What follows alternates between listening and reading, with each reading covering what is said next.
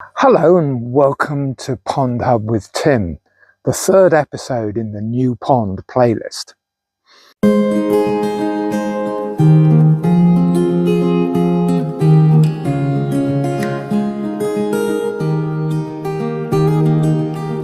This week I'm continuing the planning for my new toad pond.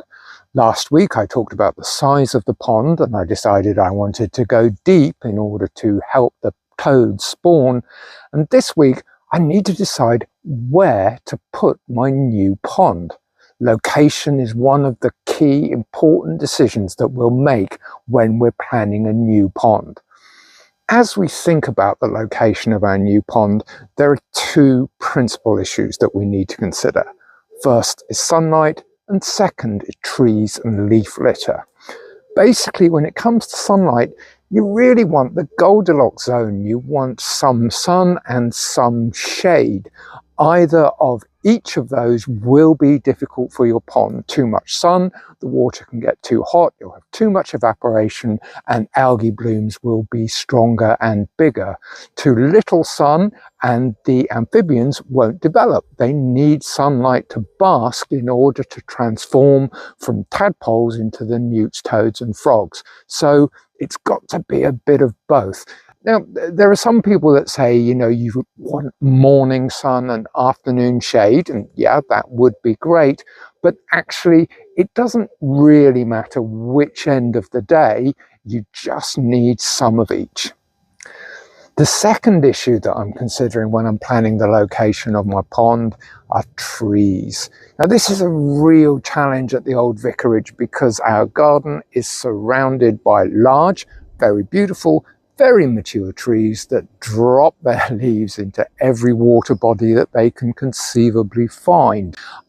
So totally avoiding trees is very, very difficult for us. The main reasons why you want to avoid trees are: one, digging near tree roots is harder and can be damaging to the trees. Two, tree roots can grow into the lining of the pond and cause it to leak. And three, leaf litter. Too many leaves in the water will deoxygenate the water, it will make it toxic, and you will spend your life removing leaf and plant litter from the pond, which, to be fair, I already do because of the nature of our garden. So you may have no choice. But really, if you can avoid putting your pond directly under large trees, you will be making your life much easier for yourself. One thing to consider as we talk about a Goldilocks zone is sometimes one of the greatest constraints is the garden you have, and you just have to deal with what you've got and the space that's available. Now, I didn't actually choose the location of the top pond. There was a pond here when we moved in, and if I chose it, I certainly wouldn't put it here.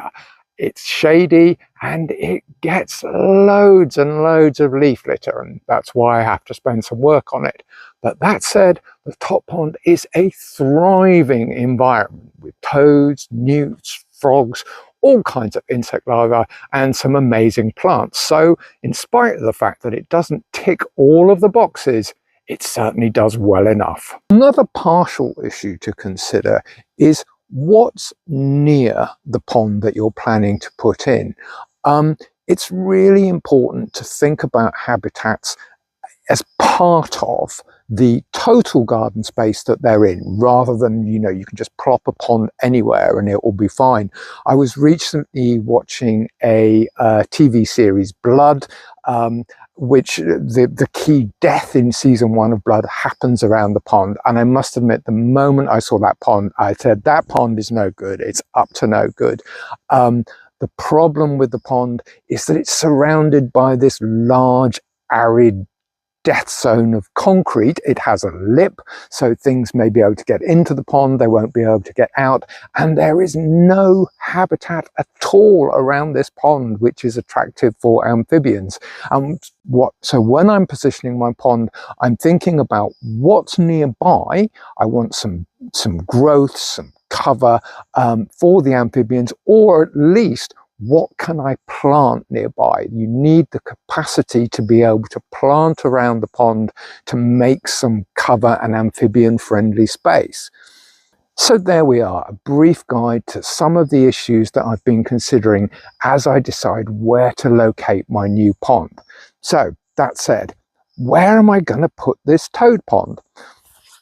Well, initially I'd thought of this corner up here, but actually that suited my garden, it suited space, it was available, but it was just wrong. It was too many trees, too much shade.